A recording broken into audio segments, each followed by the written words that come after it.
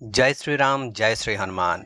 मैं राजेंद्र आपके अपने चैनल भक्ति ज्ञान उपाय में आपका स्वागत करता हूं। प्रभु राम भक्त हनुमान हम सभी पे आशीष बनाए रखें। मित्रों, क्या आप जानते हैं कि भादो मास की यह रहस्यमयी कथाओं की जो श्रृंखला चल रही है, यह कहानी नहीं बल्कि एक ऐसी दिव्य साधना है जो आपके भाग्य को पलट सकती है। कहते हैं जो भी श्रद्धा से इसे सुनता है उसके जीवन से दरिद्रता, रोग और कलेश ऐसे मिट जाते हैं जैसे अंधकार के आगे सूरज का प्रकाश। भक्तों, भादो मास की कथाओं के 8वें अध्याय तक हम श्रवण कर सके हैं। यह अध्याय दिव्य खजाना है। यह श्रृंखला केवल पुरानी कहानियों का संग्रह नहीं बल्कि एक अद्भुत रहस्य है। यह आपके भाग्य के बंद दरवाजे खोल देता है, आपके स्वास्थ्य को संवारता है, संतान सुख, वैवाहिक सुख और धन लाभ की राह दिखाता है। हर अध्याय एक नया रहस्य और हर कथा में छिपा है एक अनसुना चमत्कार। यही कारण है इसे भक्ति और सिद्धि का गुप्त द्वार कहा जाता है। यदि कभी आपके सपने अधूरे रह गए हो, यदि आपके परिश्रम का फल बार बार आपके हाथ से फिसल जाता हो, यदि आपकी पुकार आकाश में खो जाती हो, तो मित्रों, भादो मास के इन अध्यायों की श्रद्धा से आपको श्रवण करना चाहिए। यह केवल शास्त्रों की वाणी नहीं बल्कि हजारों भक्तों का जीवंत अनुभव है जिन्होंने इस कथा से अपने जीवन में अद्भुत परिवर्तन देखे हैं। कथा को प्रारंभ करने से पहले आपको कुछ कार्य करने हैं। यदि चैनल को आपने सब्सक्राइब नहीं किया है तो सब्सक्राइब करें, वीडियो को लाइक करें और वीडियो को शेयर करना और प्रभु की भक्ति को आगे बढ़ाना यह आपकी जिम्मेदारी है। क्योंकि जब भक्त पूरे मन से यह कथा सुनते हैं तब ऐसा लगता है मानो स्वयं श्री हरि विष्णु, शिव शंकर और माँ लक्ष्मी आकर उनके कानों में आशीर्वाद फूंक रहे हो। उनका हर दुख खुल जाता है, हर कलेश मिट जाता है और जीवन में एक नया सवेरा खिल उठता है। परंतु भक्तों, याद रखिए, कभी कभी हम अपने अहंकारों में दूसरों का अपमान कर बैठते हैं और यही गलती हमें पतन की ओर ले जाती है। प्रकृति ने जो मान सम्मान दिया है उसका घमंड मत कीजिए, क्योंकि वही सम्मान पल भर में कलंक भी बन जाता है। भादो मास का 9वां अध्याय हमें यही दिव्य चेतावनी देता है। शीर्षक है कृष्ण और जामवंत की रहस्यमयी कथा। मित्रों, क्या आपने कभी सोचा है कि श्री कृष्ण जी का रिश्ता राम अवतार से कैसे जुड़ता है? क्या आप जानते हैं कि भगवान कृष्ण ने एक ऐसे योद्धा से 28 दिन तक लगातार युद्ध किया और अंत में वह योद्धा नतमस्तक होकर उन्हें अपनी पुत्री सौंप देता है। यह है जामवंत और सेमंतक मणि की रहस्यमयी कथा जो बहुत कम लोग जानते हैं। आइए प्रारंभ करते हैं। द्वारिका में एक दिन अचानक खबर फैली, राजा सत्यजीत की अमूल्य रतन मणि सेमंतक मणि चोरी हो गई है। लोगों को शक हुआ कि यह रतन श्री कृष्ण ने लिया है।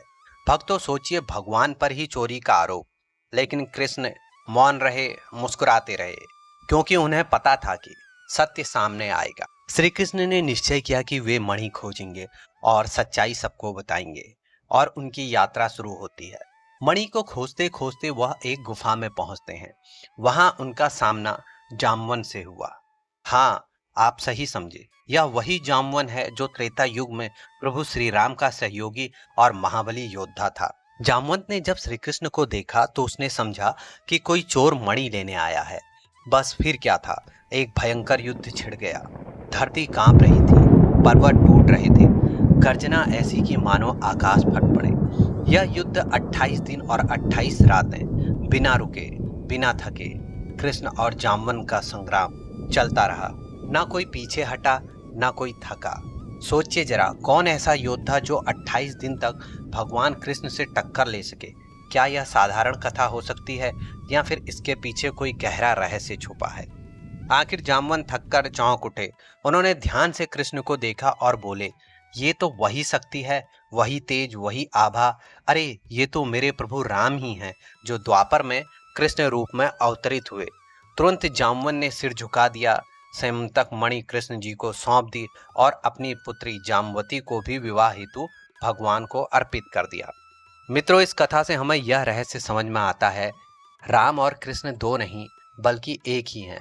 समय समय पर भगवान अलग अलग रूप में प्रकट होकर धर्म की रक्षा करते हैं।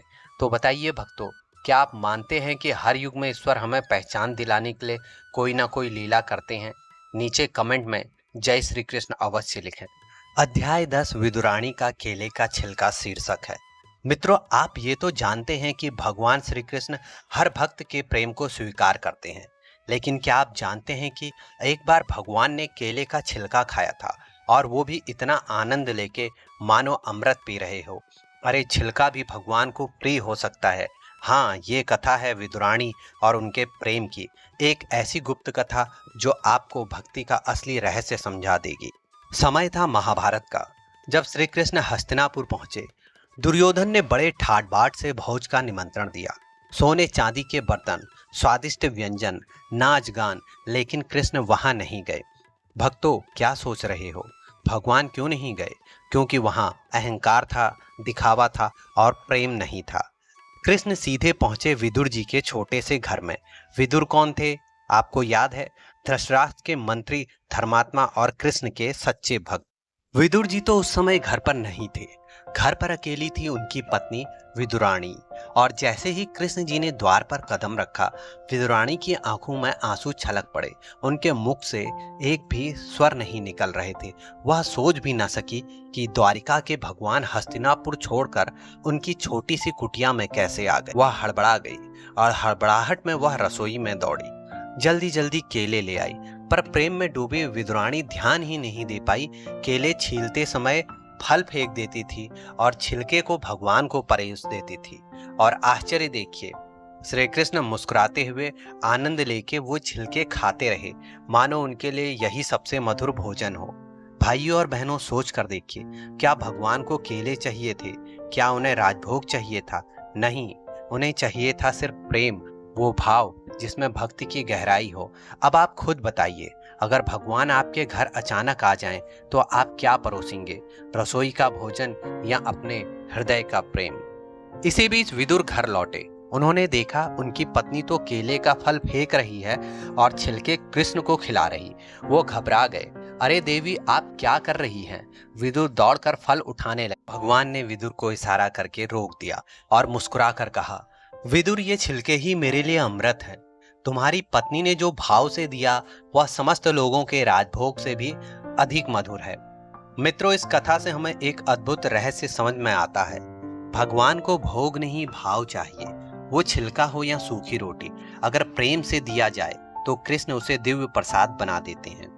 तो आप सब बताइए, क्या आपने कभी भगवान को भाव से कुछ चढ़ाया है? क्या आपने महसूस किया है कि भगवान प्रेम के बिना पूजा स्वीकार नहीं करते? अगर हाँ, तो कमेंट में जरूर लिखें जय श्री कृष्णा। अध्याय 11 शीर्षक है शिशुपाल के 100 अपमान। मित्रों, क्या आपने सुना है कि भगवान श्री कृष्ण ने अपने ही चचेरे भाई को सभा में मार डाला? पर रहस्य यह है कि कृष्ण ने उसके 100 अपराध माफ किए थे।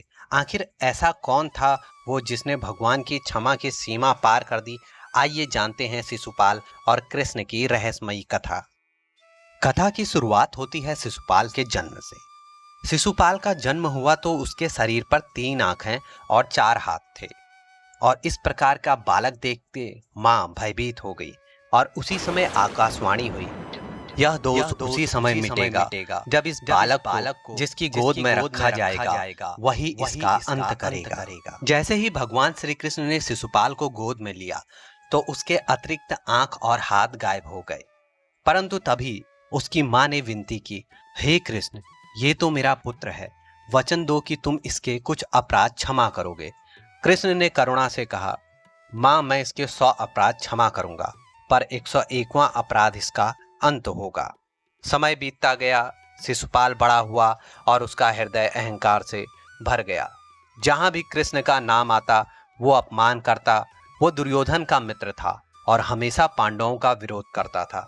राष्ट्रीय यज्ञ में जब सभा में युधिष्ठिर ने कृष्ण को अग्र पूजा के लिए बुलाया तो पूरा दरबार गूंज उठा, लेकिन शिशुपाल खड़ा हो गया। ये गोपाल, ये ग्वाला, इसे क्यों सम्मान दे रहे हो? उसने सभा में गालियां दी, कटु वचन कहे और कृष्ण का बार बार अपमान किया। विचार कीजिए भाइयों बहनों, भगवान जिनके आगे देवता तक नतमस्तक रहते थे, उनका कोई बार बार अपमान करे और भगवान शांत रहें। क्या आपको लगता है हम जैसे मनुष्य होते तो इतना धैर्य रख पाते? शायद नहीं। लेकिन कृष्ण धैर्य रखते गए। पहला अपराध, दूसरा अपराध, तीसरा अपराध, यहाँ तक कि 100 अपराध माफ कर दिए। लेकिन जब शिशुपाल ने 101वां अपमान किया तब भगवान ने सभा में खड़े होकर कहा, अब मेरी वाणी झूठी नहीं हो सकती। क्षण भर में उनका सुदर्शन चक्र हाथ में आ गया। चक्र बिजली की तरह घूमता हुआ शिशुपाल की गर्दन पर गिरा। शिशुपाल वहीं ढेर हो गया और तभी सबने देखा, उसका तेज, उसका प्रकाश उड़कर सीधे श्री कृष्ण के चरणों में समा गया। मित्रों, यह कथा हमें एक गहरा संदेश देती है। भगवान क्षमा के सागर हैं। वो बार बार हमारे अपराध माफ करते हैं, लेकिन जब हम सीमा पार कर देते हैं तब न्याय करते हैं। तो आप बताइए, क्या हम अपने जीवन में भगवान की इस करुणा का लाभ उठा रहे हैं या फिर बार बार वही भूल कर रहे हैं? कमेंट में लिखिए, हे कृष्ण, मुझे क्षमा करो और सही मार्ग दिखाओ। अध्याय 12 शीर्षक है सत्यभामा और पारिजात वृक्ष की रहस्यमयी कथा। मित्रों, क्या आपने सुना है कि श्री कृष्ण इंद्रलोक से एक ऐसा दिव्य वृक्ष ले आए थे जिसकी छाया मात्र से अमृत का आशीर्वाद मिलता है? लेकिन उन्होंने ऐसा क्यों किया? क्या इसके पीछे प्रेम था या सत्यभामा का अहंकार? तो आइए सुनते हैं रहस्य और रोमांच से भरी पारिजात वृक्ष की अद्भुत कथा। एक बार नारद मुनि द्वारिका पहुंचे। उनके हाथ में एक अद्भुत पुष्प था, पारिजात का फूल, जिसके सुगंध से पूरा महल सुगंधित हो गया। नारद मुनि मुस्कुराते हुए कृष्ण के पास गए और बोले, प्रभु, ये पुष्प इंद्रलोक के पारिजात वृक्ष का है। जिसके घर में ये खिलेगा वहां सदैव सौभाग्य रहेगा। अब सोचिए भक्तों, श्री कृष्ण ने वह पुष्प किसे दिया होगा? जी बिल्कुल, आप सही सोच रहे हैं, उन्होंने वह पुष्प रुक्मणी को दिया। लेकिन जब यह बात सत्यभामा को पता चली तो उनके मन में ईर्ष्या और अहंकार जाग उठा। वो बोले, प्रभु, क्या मैं आपकी प्रीतमा नहीं हूँ? मुझे भी तो वो पारिजात चाहिए। कृष्ण मुस्कुराए। उन्होंने कहा, ठीक है सत्यभामा, यदि तुम्हें वृक्ष चाहिए तो चलो इंद्रलोक से ले आते हैं। कृष्ण सत्यभामा को लेकर इंद्रलोक पहुंचे। इंद्र ने विरोध किया, यह वृक्ष स्वर्ग का है, इसे ले जाना नियम के विरुद्ध है। अब मित्रों सोचिए जरा, जब इंद्र जैसा देवता भी विरोध करे और कृष्ण सामने हैं तो क्या होगा? वही हुआ, युद्ध छिड़ गया। इंद्र की सेना और कृष्ण का सुदर्शन चक्र, बिजलियां कड़कने लगी, आकाश थर्रा गया। सत्यभामा ने भी रथ पर बैठकर अपने शौर्य का परिचय दिया। अंततः विजय कृष्ण की हुई। वे पारिजात वृक्ष को लेकर द्वारिका लौट आए। भाइयों बहनों, सोच कर देखिए, क्या भगवान को सच में वह वृक्ष चाहिए था? नहीं, वो तो सत्यभामा के अहंकार को संतुष्ट करने के लिए इस लीला को रचते हैं। अब आप खुद बताइए, क्या कभी हमारे जीवन में भी अहंकार हमें गलत रास्ते पर नहीं ले जाता? और तब क्या भगवान हमारी इच्छा पूरी करके हमें सीख नहीं देते? द्वारिका में वृक्ष लगाया गया, लेकिन धीरे धीरे सत्यभामा को समझ आया कि असली सौभाग्य वृक्ष या फूल में नहीं, बल्कि भगवान के प्रेम और भक्ति में है। तब उन्होंने अपने अहंकार को त्याग दिया और कृष्ण के चरणों में समर्पित हो गई। मित्रों, यह कथा हमें सिखाती है, ईश्वर हमें हमारी इच्छाएं पूरी करके भी अंत में वही सच्चाई दिखाते हैं जो हमारे लिए सही है। अहंकार चाहे रानी का हो या साधारण मनुष्य का, भगवान उसे तोड़कर भक्ति का मार्ग दिखाते हैं। तो आप बताइए, क्या आपके जीवन में कभी अहंकार ने आपको भटका दिया है? और क्या आपने भगवान से वह सीख पाई जो सत्यभामा को मिली? कमेंट में लिखें, हे कृष्ण, मेरा अहंकार हर लो। यदि आपको श्री कृष्ण की यह लीलाएं और रहस्यमयी कथाएं पसंद आ रही हैं तो चैनल को तुरंत सब्सक्राइब करें और बेल आइकन को भी दबाएं। कमेंट में लिखें, जय श्री कृष्ण। अध्याय 13, कृष्ण और माया देवी की रहस्यमयी कथा। मित्रों, क्या आपने कभी सुना है कि स्वयं योग माया देवी, जिनकी शक्ति से पूरा संसार मोह में बंधा रहता है, वो भी एक दिन कृष्ण के जाल में फंस गई? हाँ, यह वह कथा है जहाँ भगवान ने दिखाया, माया मेरी दासी है और मैं सबका स्वामी हूँ। द्वापर युग की बात है। कृष्ण जी वृंदावन में बाल लीला कर रहे थे। चारों ओर गोप गोपियाएं, गायें, ग्वाल बाला, हर कोई उनके मुंह में बंधा था। तब देवताओं ने सोचा, आखिर ये कैसी शक्ति है कि पूरा वृंदावन कृष्ण के बिना रह ही नहीं सकता।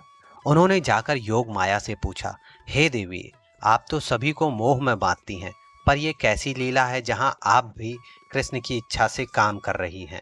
योग माया स्वयं वृंदावन आई।